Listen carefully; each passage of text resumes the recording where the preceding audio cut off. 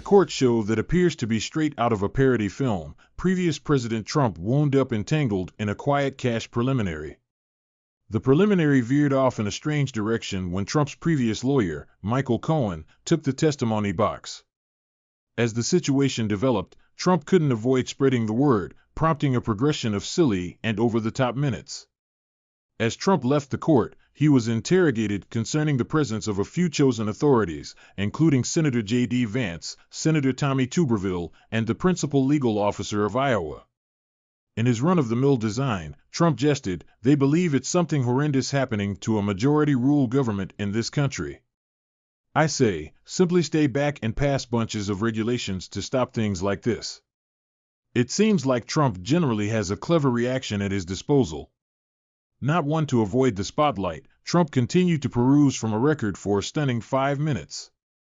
The record contained editorial from conservative officials, lawful intellectuals, and digital correspondents who communicated wariness about the case or guarded the previous president. Trump referred to names like Vance, Fox News giver Andy McCarthy, Fox News have imprint Levin, and Washington Post journalist Mark Thiessen. Maybe he was playing out a stand-up daily schedule, attempting to accumulate support from his faithful crowd. In his unique emotional style, Trump pronounced, "It's actually an exceptionally miserable day for the country. It's miserable for New York." He blamed the appointed authority for being bad and exceptionally tangled, guaranteeing that the adjudicator was keeping him from crusading. Trump made a point to stress that the adjudicator was a designated New York judge, as though that reality alone legitimated his complaints. The court probably felt like a theater, with Trump assuming the part of the bothered hero. In a strange new development, while Cohen was affirming, Trump was seen making alters to a record. He crossed out lines and made augmentations, all while remaining in the foyer. Maybe he was unable to fight the temptation to address the story, even amidst the preliminary.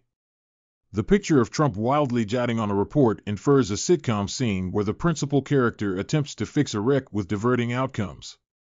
Cohen, the star observer for the arraignment, confronted his previous partner in court. The two men, who were once inseparably connected, have now betrayed one another.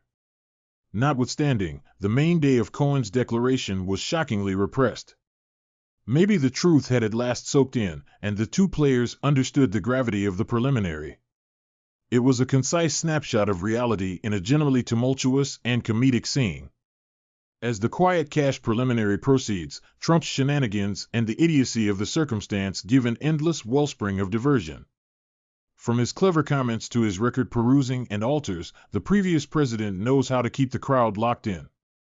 While the preliminary is a big deal, startling turns and Trump's awesome character infuse humor into the procedures.